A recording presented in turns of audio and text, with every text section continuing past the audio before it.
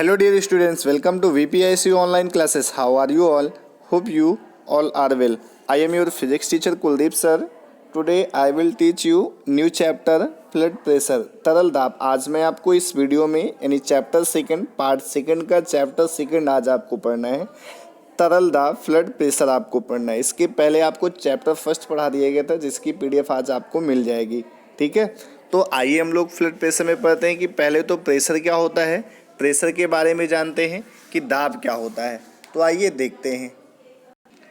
तो बेटा chapter second आपका तरल दाब है। पहली हेडिंग इसमें हम लोग पढ़ेंगे प्रेशर। प्रेशर क्या होता है, ठीक है, यानी कोई ऑब्जेक्ट दिया गया है तो उस पर परपेंडिकुलर में जो फोर्स लगाएंगे ना एरिया के इक्वल में, वही आपका क्या कहलाएगा, प्रेशर कहलाएगा। यानी किसी पृष्ठ के प्रति एकांक क्षेत्रफल पर कार्यरत अभिलंबोत बल को हम लोग क्या कहते हैं, दाब कहते हैं।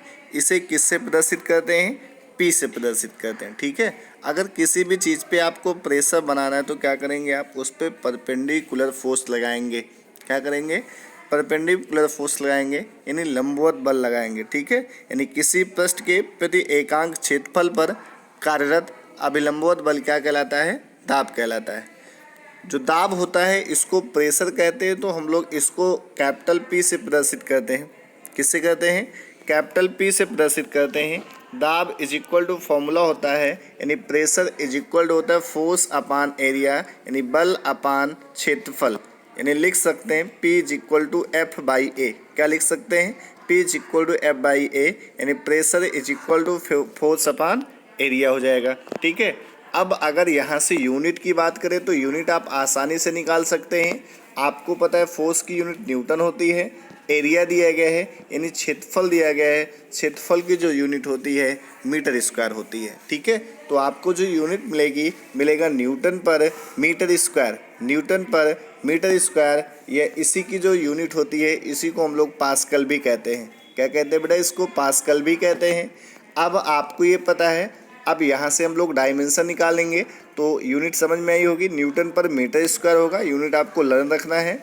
मात्रक क्या होगा बेटा इसका, न्यूटन पर मीटर स्क्वायर। या इसी न्यूटन पर मीटर स्क्वायर को हम लोग पास्कल कहते हैं।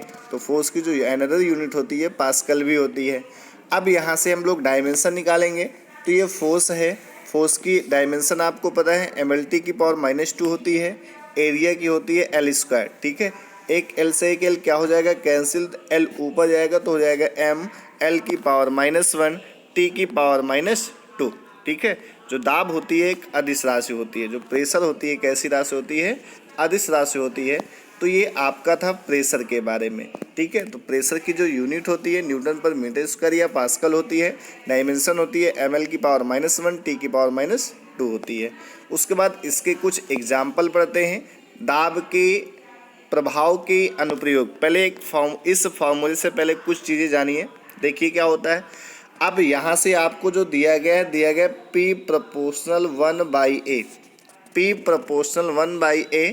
इसका मतलब है कि अगर एरिया ज़्यादा होगा तो प्रेशर क्या होगा, कम होगा। एरिया ज़्यादा होगा तो प्रेशर क्या होगा, कम होगा। और अगर एरिया ज़्यादा होगा तो प्रेशर कम होगा, और अगर एरिया कम होगा तो प्रेशर क्या होगा, ज़्यादा होगा।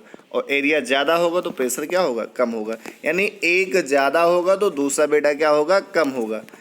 अगर फोर्स ज़्यादा होगा तो लगने वाला प्रेशर भी आपका क्या होगा, ज़्यादा होगा। तो आइए इसको एग्जाम्पल से समझते हैं। जैसे रेल की पटरियों को लकड़ी या लोहे की चौड़ी पट्टिकाओं पर रखा जाता है। रेल की पटरियों को लकड़ी या लोहे की चौड़ी पट्टिकाओं पर रखा जाता है। इसका मतलब क्या हुआ, ऐसा करने से ट्रेन का भार, ठीक है, पट्टिका के बड़े क्षेत्रफल व्यतीत हो जाता है। ठीक है, इसका क्षेत्रफल क्या होता है, काफ़ी ज़्यादा हो जाता है। तो इससे लगने वाला दाब क्या होगा, कम होगा। हमने बताया ना कि अगर क्षेत्रफल ज़्यादा होगा तो दाब क्या होगा, कम हो जाएगा। यानी जिसके कारण क्या होगा, रेल के भार से ज़मीन से धंसने को ये रोकता है। ठीक है, यानी ज़मीन में भी क्या होगा, जब क्षेत्रफल ज़्यादा होगा तो स्वाभाविक सी बात है कि ज़मीन पे क्या होगा, नहीं धंसेगा। ठीक है, आइए दूसरा एग्जाम्पल देखते हैं।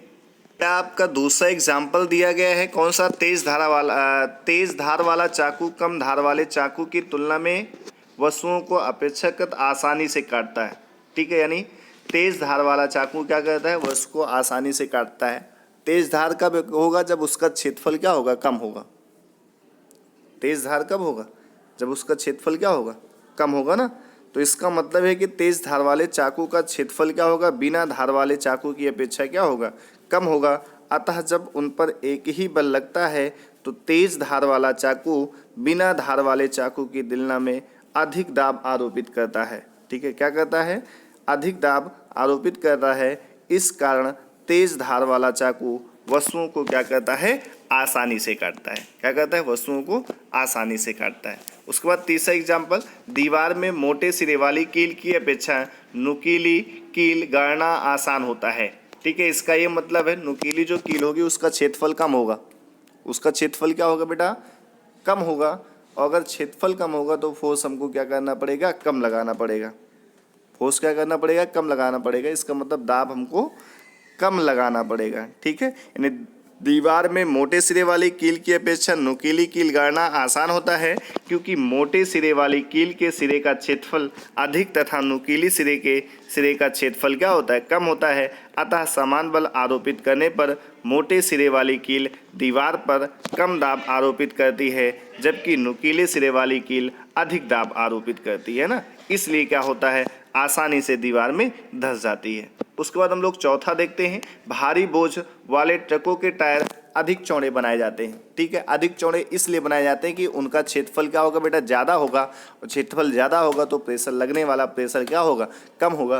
अगर अधिक चौड़े नहीं बनाए जाएंगे तो क्या होंगे, वो धंस जाएंगे। क्या होंगे, धंस जाएंगे ना। उसके बाद हम लोग देखते हैं तरल क्या होता है। ठीक है, फ्लड क्या होता है, यानी वे पदार्थ जो बाह्य बल लगाने पर प्रवाहित हो सकते हैं।